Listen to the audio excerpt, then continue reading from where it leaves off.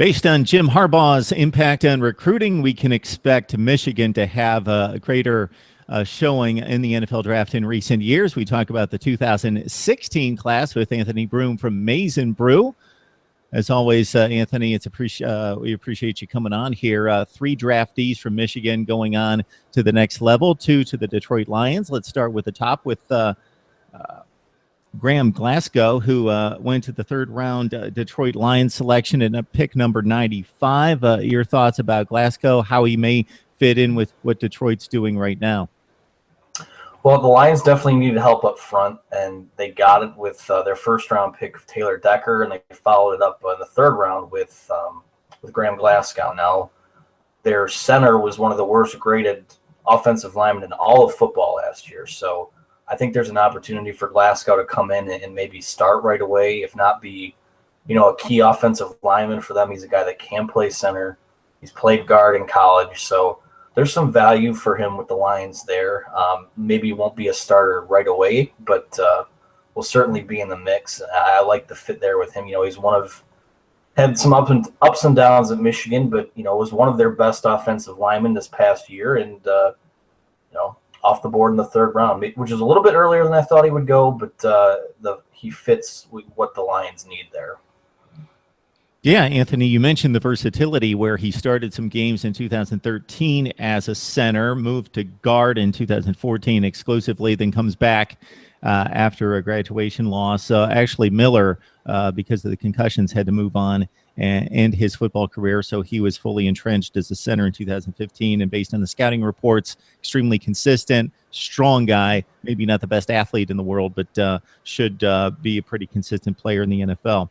Willie Henry goes to the Ravens, 4th round defensive tackle, pick number 132, a kid that really improved as the seasons went on. That's not that surprising, but at the same time, I see some NFL draft analysis that really likes the upside when you see a player that's obviously taken to coaching and improved athletically, and the production has increased each and every year there in Ann Arbor.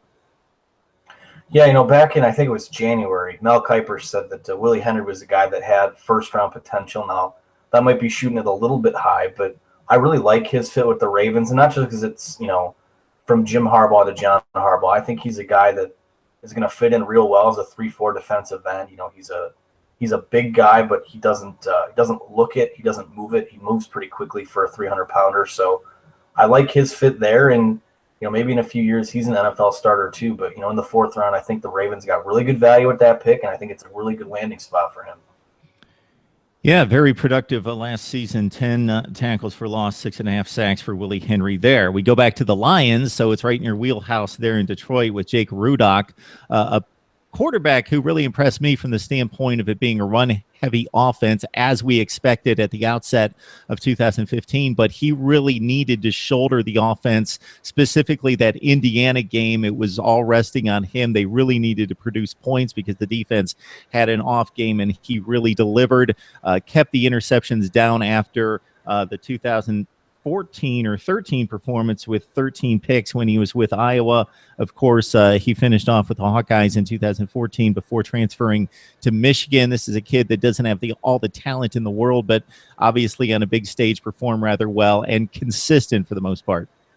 Yeah, Jim Harbaugh and Jed Fish and Tim Drevno really deserve a lot of credit for where he is. He went from a guy who was essentially a castaway at Iowa to a guy that, okay, maybe he can be a stopgap for 1 year at Michigan, all the way into, now we're talking about him as an NFL draft pick. And I think the Michigan coaching staff deserves a lot of credit for that.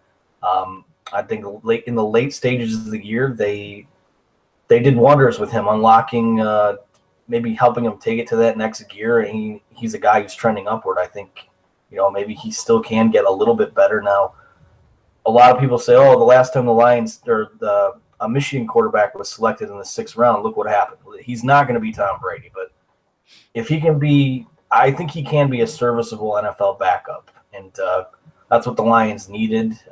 They've needed a guy that is kind of a developmental prospect. I don't think they've drafted a quarterback since they took Matthew Stafford. So, they have a young guy back there now that they can develop, and maybe he's able to build on what he was able to do in the later stages of his year at Michigan. Yeah, don't you love when people take frivolous fun facts that are nothing more than that and draw Sure. hardcore analysis from that, that because Right. Tom Brady is what he is, that Jake Rudock, 6th-round Michigan quarterback, oh, could be the next Tom Brady, like that has anything to do with it. Right. One of the oddities of the draft, Anthony, is you see extremely productive players, and I'm not going to select and put these two players in the category of superstar, but guys, if you watch Big Ten football, not even being a Michigan fan, if you pay attention to college football, you're going to know these names and know that they were productive players. They don't get selected. It's going to be difficult for them possibly to find a fit there in the NFL. Then you see these kind of freakish athletes come off the board from smaller schools that nobody ever heard of, and because of the measurables and the combine, they catch the eye of scouts and coaches. So I'm talking about inside linebacker Joe Bolden, very productive, 83 tackles this past season, 102 the previous campaign, 18.5 tackles for loss in his career. Desmond Morgan, another name that's very familiar to Big Ten football fans, after racking up anywhere between 60 and 81 tackles over the course of his career. Two very productive players, but maybe not the measurables that the NFL scouts would like.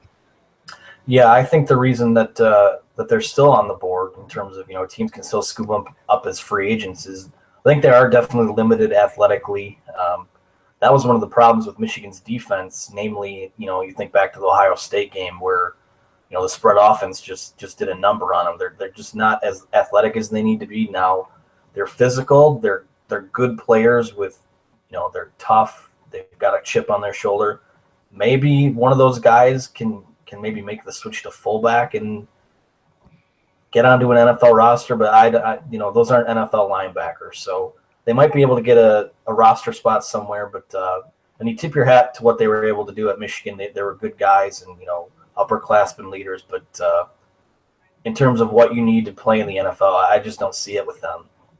And this is where the special teams aspect comes into play. So for particular players, they started every game. They were stars on their team, but may have to lean towards special teams to hang on to a roster and one of those 53 spots. As alluded to, Anthony, off the top of the show, I'm sure we will have you on in future years and have maybe 6 or 7 or 8 names to talk about when we talk about Michigan players moving on to the NFL draft. Anthony Broome from Maize n Brew helping us out on Michigan's class for 2016 at the NFL draft. Anthony, always appreciate the breakdown. Anytime. Thank you.